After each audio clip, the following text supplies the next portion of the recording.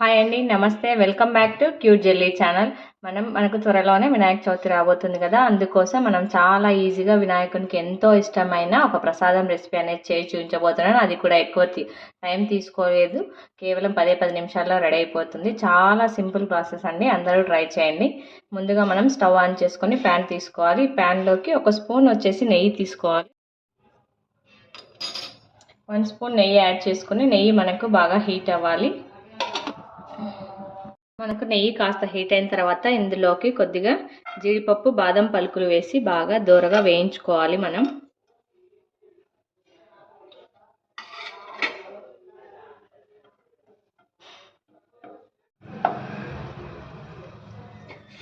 చూడండి, ఈ విధంగా మనకు జీడిపప్పు, బాదం లైట్గా గోల్డెన్ బ్రౌన్ కలర్ అయినాక ఫైనల్గా ఇందులోకి కొద్దిగా కిస్మిస్ కూడా యాడ్ చేసి చక్కగా వేయించుకోవాలి.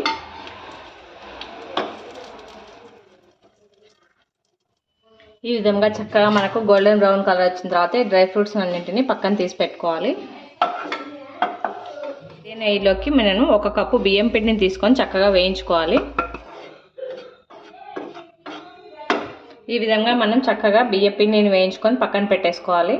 ఇప్పుడు బియ్యం పిండిని వేయించుకున్న తర్వాత అదే ప్యాన్లోకి మనం 2 కప్పులు వాటర్ తీసుకోవాలి.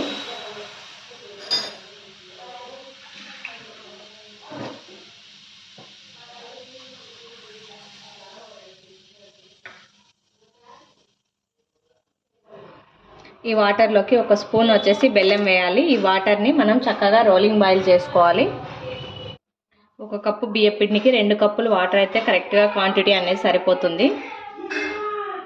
ఈ విధంగా వాటర్ రోలింగ్ బాయిల్ అయిన తర్వాత ఇందాక మనం వేయించుకున్న బియ్యం పిండిని వేసి చక్కగా ఎక్కడ ఉండలు లేకుండా మనం మిక్స్ చేసుకోవాలి.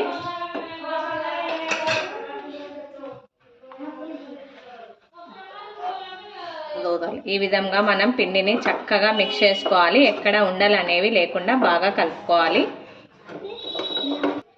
ఈ విధంగా మనం పిండిని చక్కగా మిక్స్ చేసుకొని ఇలాగే కాస్త చల్లారనివ్వాలి. మనం స్టవ్ ఆఫ్ చేసేసుకోవాలి.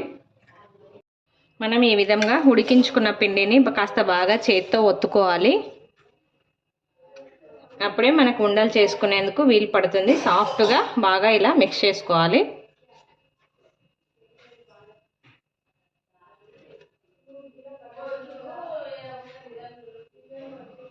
ఈ పిండిలో కొద్దిగా ఒక చిన్న లడ్డు సైజ్ అంత పిండిని మనం పక్కకి వేరొక బౌల్లో తీసి పెట్టుకోవాలి. మిగతా పిండిని అంతటిని చక్కగా ఇలా ఒత్తుకుందాం.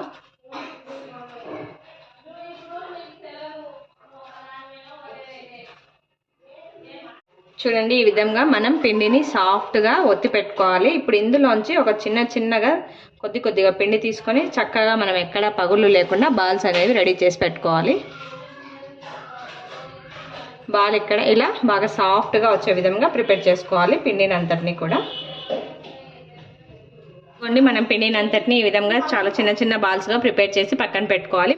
ఈ పిండిలోకి కొద్దిగా వాటర్ వేసి మనం బాగా మిక్స్ చేసుకోవాలి. ఎక్కడ ఉండలు అనేవి లేకుండా ఈ పిండి అంతా మనకి నీళ్ళలా కలిసిపోవాలి. చూడండి, మనం ఈ పిండిని ఈ విధంగా చక్కగా వాటర్లో మిక్స్ చేసుకొని పక్కన పెట్టేసుకోవాలి. ఈ విధంగా ప్యాన్ తీసుకున్న తర్వాత 1 కప్పు బియ్యం పిండి తీసుకున్నాం కదా, మనం 1 కప్పు బెల్లం తీసుకోవాలి. అదే విధంగా 2 కప్పులు వాటర్ అనేది తీసుకోవాలి. 1 కప్పుకి 2 కప్పుల వాటర్ ఖచ్చితంగా తీసుకోవాలి. మనం చక్కగా ఈ బెల్లం అంతటిని వాటర్లో కరిగించుకోవాలి. చూడండి, మనకి ఇక్కడ చక్కగా బెల్లం అంతా కరిగిపోయి వాటర్ అనేది రోలింగ్ బాయిల్ అవుతుంది. ఇప్పుడు ఇందులోకి మనం ముందుగా ప్రిపేర్ చేసుకున్న బాల్స్ చక్కగా యాడ్ చేసుకొని ఉడికించుకోవాలి. ఈ బియ్యం పిండి బాల్స్ యాడ్ చేసుకున్న తర్వాత మనం ఒక 2 ఇలాచీలని క్రష్ చేసుకొని ఇందులోకి యాడ్ చేసుకోవాలి. లైట్గా మనం మిక్స్ చేసుకుంటూ ఉండాలి. మనం ఈ విధంగా ఉడికించుకున్నట్లయితేనే మనకి స్వీట్నెస్ అనేది పట్టుకుంటుంది.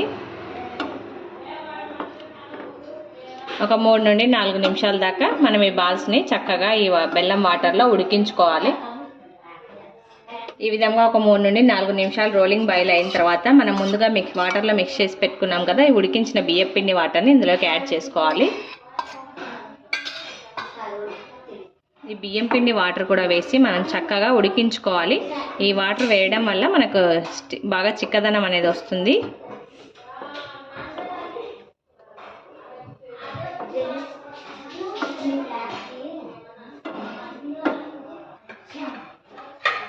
మనకు చక్కగా ఉడుకుతున్నప్పుడు మనం ముందుగా ఫ్రై చేసి పెట్టుకున్నాం కదా, ఈ డ్రై ఫ్రూట్స్ని కూడా ఇందులోకి యాడ్ చేసుకోవాలి. డ్రై ఫ్రూట్స్ని కూడా వేసి ఒకసారి చక్కగా మిక్స్ చేసుకోవాలి.